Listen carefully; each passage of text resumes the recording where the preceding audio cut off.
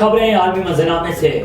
America की जानिब से गुज़श्ता साल जब्त किए गए ईरानी गोला बारूद के 1 मिलियन राउंड यूक्रेन को भेजे जाएंगे।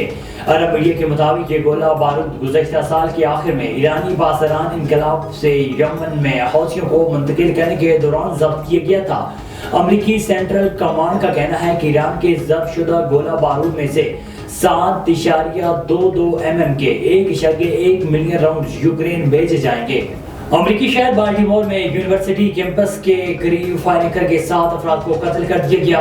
गैर मुल्की खबर रसानी इदारे के मुताबिक अमरीकी शहर बाल्टीमोर में यूनिवर्सिटी कैंपस के करीब फायरिंग से 7 अफराद हलाक हुए, जबकि मुतअद्दिद अफराद जख्मी हो गए, जिनमें तलबा भी शामिल हैं। पुलिस ने खबरदार किया है कि शहरी खुद को महफूज बनाएं और इलाके में जाने से गुरेज करें। यूनिवर्सिटी ने भी तलबा और उनके अहल खानों को मुतासरा इलाके से दूर रहने की हदायत की है।